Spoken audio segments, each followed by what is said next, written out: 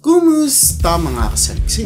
May mga kakaiba at bagong uri ng hayop na posibleng matagpuan sa ating daigdig na talagang gugulat sa marami sa atin. Kaya mula sa hayop na tila ba nanggaling sa isang halaman hanggang sa hayop na sinamahan ng DNA ng tao, ay pag-usapan natin ang 10 di karaniwang species na natagpuan sa mundo. Kaya kung handa ka ng malaman ng mga ito ay simulan na natin. Number 10, algae slug.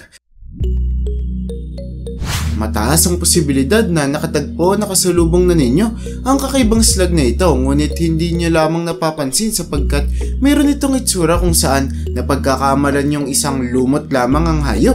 Ang kakaibang nilalang na ito ay tinatawag na algae slug na naninirahan sa karagatan. At dahil sa galing nila sa pagbabalat kayo ay pati na ang mga eksperto ay nahirapan din para matagpuan sila kung saan noon lamang 2021 sila nakita. Kaya't kakaunti pa lamang ang kaalaman tungkol sa hayop na ito. Sinasabi ng mga algae slug ay kumukuha ng mga genes mula sa mga algae na kanilang kinakain na naging dahilan para mag-iba ang kanilang itsura. At tulad sa halaman ay magkaroon sila ng kakayanan na mag-photosynthesis, kaya't pwede silang mabuhay gamit lamang ang sinag ng araw at tubig gaya na lamang ng mga halaman. Talaga namang masyadong nakamamangha ang algae slug na kayang mabuhay sa mahabang panahon kahit hindi kumakain. Ngunit dahil kakatuklas lamang sa hayop na ito ay madami pang posibleng kaalaman na makuha tungkol dito. Ops, nagsisimula pa lang tayo. Bago tayo magpatuloy, isang mabilisang paalala lang na kapag pinindot mo ang subscribe button at nahit ang like, ay siguradong suswertehin ka sa araw na ito. Try mo, wala namang mawawala. Number 9, Pomsky. Tiyak na magugustuhan ng mga dog lover sa inyo ang kakaiba at bagong lahi ng aso na kamakailan lamang nabuo kung saan pinaghalo ang lahi ng Siberian Husky at isang Pomeranian na naging dahilan para mabuhay ang uri ng aso na kung tawagin na isang Pomsky. Ang mga Pomsky ay mayroong itsura na may hahalin tulad sa isang Siberian Husky, ngunit meron silang maliliit na pangangatawan na katulad sa mga Pomeranian. At nang lumabas sa internet ang mga picture ng mga cute na Pomsky ay naging popular ito para sa mga taong saan marami ang nagtatangkang mag-ampon at mag-alaga ng mga ito. Dahil mixed breed ang mga Pomsky ay marami pang dapat malaman kung ano ang pinagkaiba nila sa kanilang dalawang lahing pinagmulan. Ngunit hindi pa rin ito mapipigilan ng mga taong gustong mag-alaga ng mga hayop na tila ba maliliit na mga lobo. Number 8, Wholphin. Nang magsama ang genes ng isang lalaking killer whale at isang babaeng dolphin ay nabuo ang bago at kakaibang uri ng hayop na ito na tinatawag na Wholphin, kung saan mayroon itong mas malaking katawan kumpara sa iba pang mga dolphin at may kulay na dark gray. Sigurado akong maguguluhan kayo kung paano nagawang magtalik ng isang dambuhalang balyena at isang maliit na dolphin. At ang pagkalito na ito ay naranasan din ng mga eksperto dahil nakala nila na imposibleng mangyari ang ganitong uri ng bagay, kung saan ang alam nila ay posible pang mamatay ang dolphin kung sakaling manganak ito.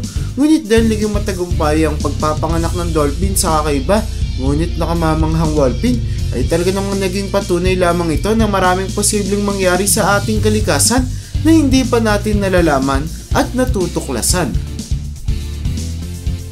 Number 7, Jaglayon.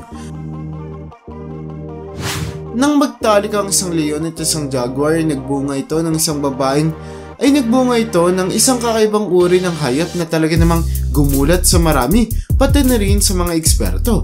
Ang Jaglayon o Jagwon ay nagmula sa lalaking leon at babaeng jaguar kung saan mayroon ng Jaglayon ang kaparehong kulay ng kanilang mga ama. Ngunit may mga pattern sila sa kanilang katawan na may hahaling tulad sa mga jaguar. Ang katawan din ng mga Jaglayon ay katulad sa kanilang ina kung saan meron silang maskulado at malakas na pangangatawan na talaga namang perpekto kung sakaling ginusto nilang humabol at lumapan ng iba pang mga hayop. At dahil parehong nocturnal hunters ang kanilang mga magulang ay napansing mas aktibo tuwing gabi ang mga Jaglayon kumpara sa umaga. Number 6, Savannah Cat. Sigurado akong marami sa mga cat lover nating kasaliksik ang tiyak na magugustuhan at matutuwa kung makita nila ang kakaibang lahi ng pusa na ito na tinatawag na Savannah Cat.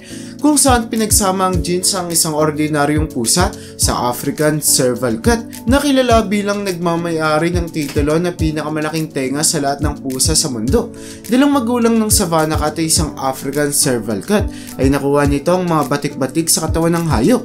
Mahabang buntot at pati na rin ang malaking tenga nila kaya't mas naging cute ang itsura ng Savannah Cat. Meron din silang mahabang mga paa na naging dahilan para mas maging maliksi at mabilis sila kumpara sa ibang lahi ng mga pusa. Ngunit kung tatangkayang mag-alaga ng ganitong uri ng pusa ay dapat maging maalaga dito at lagi silang bantayan dahil meron pa din silang lahi ng African Serval Cat na kilala sa pagiging mabangis na hayop. Kaya't posibleng magkaroon din ng pagiging mabangis na ugali ang isang Savannah Cat. Number 5. Zanky. Nakatutong isipin na mayroong kakaibang uri ng hayop sa ating kalikasan na natural nang nababuo kahit na hindi ito pilit na ginagawa ng mga tao, gaya na lamang ng mga Zanky na nagmula sa pinaghalong lahi ng donkey at zebra, kung saan madalas itong matagpuan sa mga lugar malapit sa timog bahaging Africa na pinamamahayan ng mga donkeys at zebras. Ang pinagkaiba ng mga Zanky sa kanilang mga magulang ay kahit na mayroon pa din silang mga stripes sa kanilang katawan ay hindi ito nasasakop ang kanilang mga balat at kadalasang may mga parte lamang kung saan ito makikita gaya ng kanilang mga binti. Sa kasalukuyan ay pinangangalagaan ngayon sa ilang mga conservation areas at mga zoos ang mga Zankies para mas maprotektahan sila mula sa mga tao at hayop na nagtatangka silang huntingin at upang mas matulungan silang magparami. Number 4. Liger. Talaga namang nakamamangha ang pagsasama ng lahi ng dalawa sa pinakakinatatakutang dambuhalang pusa sa buong mundo dahil posibleng maging dahilan ito para mabuo ang isang uri ng hayop na mayroong pinagsamang lakas ng dalawa. Ang liger ay isang lahi ng hayop na nagmula sa pinagsamang leon at tigre. Ngunit kahit na nakamamangha ang pagsasamang ito, ay meron naman itong nakalulungkot na kwenta kung saan imposibleng natural na magsama at magtalik ang leon at tigre. Kaya't hindi may tatanggi na kinakailangang puwersahin ito ng mga tao para magsiping. At talagang nagpapakita ito na pwedeng gawin ng mga scientists ang kahit na ano para lamang sa kanilang mga eksperimento kahit alam pa nilang napipilitan at napipersa lamang ang mga hayop. Number 3. Kip. Talaga namang malilito ang kahit na sino sa inyo kung makasalubong ninyo ang kakaibang lahi ng hayop na ito sapagkat pwede niyo itong mapagkamalang isang tupa o kaya kambing dahil sa kakaiba nitong itsura. Ngunit ang hayop ay isang gip na nagmula sa pinagsamang lahi ng tupa at kambing kaya't posible mong mayarin tulad dito sa dalawa. Ang gip na pinangalan ng butterfly ay merong makapal na mga balahibo katulad sa mga tupa at may katawan na payat gaya ng mga kambing. At dahil bago lamang ang lahi ng gip ay meron pa ding mga eksperto ang nagtataka kung totoo nga bang bagong uri ng hayop si butterfly o gawa-gawa lamang. At kahit na matagal na itong pinag-uusapan at pinagdedebatihan ng mga tao, ay hanggang sa kasalukuyan ay wala pa ding panig na napatunayan at nanalo. Number 2. Zoo. Kung mayroon kayong mga lupang sakahan ay sigurado akong gugustuhin ninyong mag-alaga ng mga zoo na nagmula sa isang yak at isang baka na may malakas na pangangatawan tulad ng isang yak kung saan kaya nitong magbitbit ng mababigat na gamit at pwede ding gamitin sa pag-aararo ng mga lupain gaya ng mga kalabaw. At dahil nagmula din ng mga zoo sa mga baka ay pwede din silang maglabas ng gatas na sinasabing kasing linamnam ng mga gatas ng baka. Talaga namang perpektong hayop sa bukirin ng mga zoo dahil magkakaroon ka na ng malakas at matibay na hayop na makatutulong sa iyo sa paggawa ng mga gawaing bukid. Magkakaroon ka pa ng hayop na magbibigay sa iyo ng gatas na pwede mong inumin o kaya'y ibenta at pagkakitaan. Bago tayo dumako sa una sa ating listahan, alam naman natin na ang lahat ng species sa buong mundo ay nanggagaling sa dagat. Dahil noong unang panahon ay mas madami ang tubig ng ating daigdig kumpara sa lupa. Ngunit mukhang may nadiskubreng kakaibang nilalang ang lalaking ito na posibleng nagpapatunay sa evolution. Dahil makikitang tila bang isang hayop mula sa ating karagatan ay nag-evolve kaya't nagkaroon na ito ng mga paa na pwede niyang gamitin para makalakad sa lupa. Talaga namang napakadami pa nating dapat alamin tungkol sa ating kalikasan at kasama na rito ang madaming mga impormasyon kung paano ba nagsimula ang lahat ng buhay sa mundo. Number 1. Monkey Man.